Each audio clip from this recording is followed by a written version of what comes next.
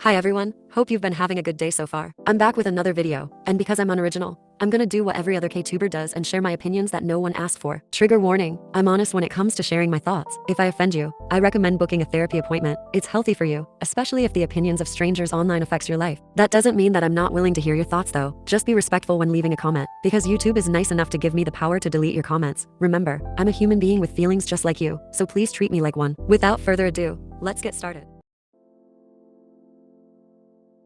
Ever since I got into K-pop in 2020, I've always hated the fact that idols have to greet fans at a busy, crowded airport, which is already a stressful location, and have a smile on their face while doing so. I don't know about you, but whenever I'm trying to catch a flight, TS already scares the shit out of me. Imagine dealing with a bunch of screaming workers along with chaotic clumps of fans chasing you around. And then I see set edits of idols having anxiety attacks at the airport, and there's those said comments from fans talking about how messed up it is to follow idols there. But those same people are the ones watching the live streams of idols arriving to the airport on YouTube. You're no better than the people who are actually there. You're enabling their behavior and letting them profit off of it. Also, the audacity of some fans to get upset when their idol doesn't greet them, all smiley at the airport too, they owe you nothing. It's not a fan sign or an event. The poor idols are just trying to get from one place to another. I'm surprised it's so normalized now. If I was an idol, I'd be flipping rude fans off. I don't give a fuck.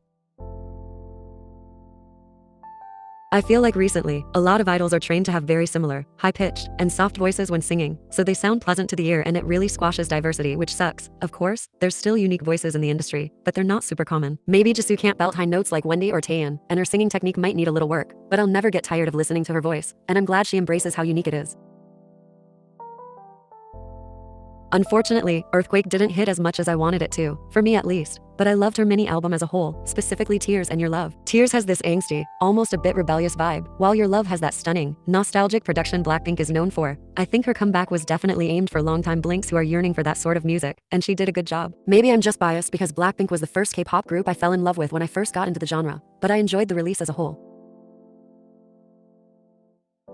If you don't know what I'm talking about, pickets are basically little paddles that have pictures of certain idols, depending on which you buy, and fans usually hold them up during concerts. I don't think that there's anything wrong with them as a whole, I just don't get it, to be honest. I would say that it's just a picture on a stick, but I also spend way too much money on albums which have photocards and posters. In general, I don't really like merch that's just of an idol's face, besides photocards. An example would be those little ID photos that sometimes come in seasons. Greetings, like, what am I supposed to do with this? I don't know, maybe I'm just weird, I just don't like them.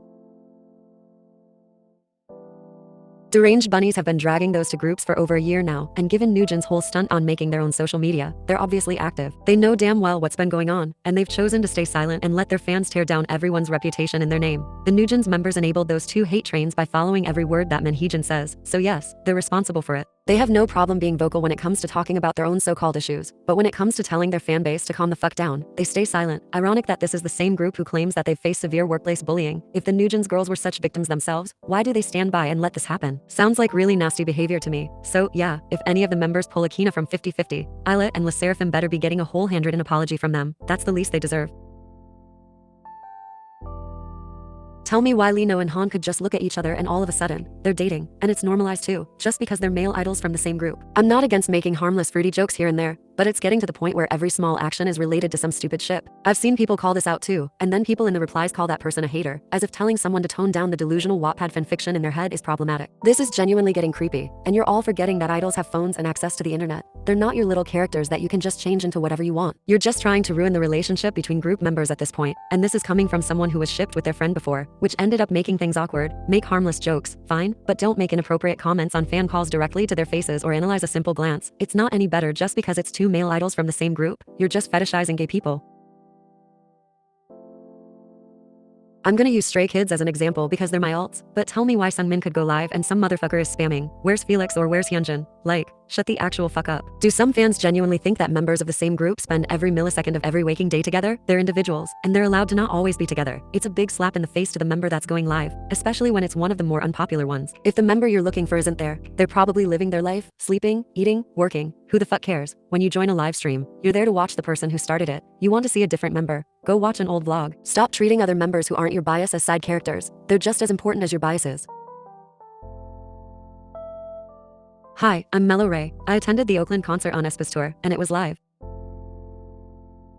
I'm not surprised that the people who are complaining are the ones who didn't go. Was the backtrack loud? Sure, but I could still hear the members. And not only that, but they were harmonizing with it on certain parts. Not to mention that Giselle literally used her microphone to talk to the audience, literally in the middle of We Go. Last time I checked, that wasn't part of the song. Does SM have a history of not letting the girls sing? For sure. And to be completely honest, I was a bit nervous about that too, before the show, since I actually wanted to hear their voices. But I was proven wrong, unless Giselle managed to magically pre-record that little candid moment during We Go backstage during a VCR or something. But it sounded live to me. Go see an aespa show for yourself. I recommend it. I'm not gonna sit on my royal ass and act like Miss Ahayan isn't super talented with hella potential, not just in the dance department, but vocals and rap as well. But sometimes, she really overdoes it. There's a difference between Jaehyeo dancing to talk that talk energetically while being in sync with the other Twice members and Ahayan tweaking like she just got electrocuted while dancing to a rather calm song that doesn't require you to vibrate like an iPhone that some kid forgot to put on silent in the middle of the test. She has shown on multiple occasions that she can dance well and in sync. She's nowhere near a bad dancer, but she needs to remain in sync because she's throwing off the group. And no, the entire group does not need to adjust to her energy. They're giving their 100%. Ahayan just needs to go down from 150 back down to 100. Also, can YG please stop torturing that poor girl with those outlandish high notes that are only gonna come back to bite her in the butt later the more she sings them. Ahayan has an incredible range with a unique tone, but at this point, I'm scared that she'll experience vocal fatigue because of how badly she's being pushed. The high notes aren't even pleasant to hear because of how jarring they are, and it's not Ahayan's fault. Her not being able to reach stupidly high notes doesn't make her any worse of a singer. YG is simply pushing the narrative that a higher note equals a better singer, which isn't true. Just look at Rami and how her voice moves like butter. She isn't being forced to strain, and Ahayan deserves the same treatment because that amount of strain is super unhealthy. It's like putting a hot hair straightener on wet hair.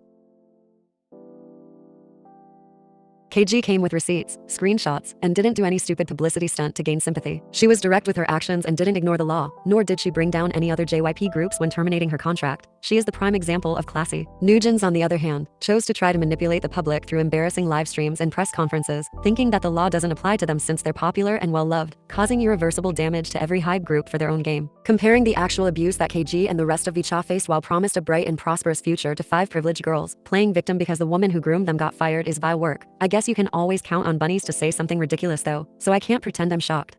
That will be the end of today's video. I'd like to sincerely thank you if you made it to the end. If I could ask for one more favor, it would be a like on this video if you enjoyed, and maybe even some of your own opinions down in the comments below. Your interactions help boost my channel so that it's recommended to more people, and I'd really appreciate if you could help with that. I'll also be leaving the links to each of these lovely fan cams in the description, so go ahead and check them out if you'd like. Thanks again for watching. I'll see you next time.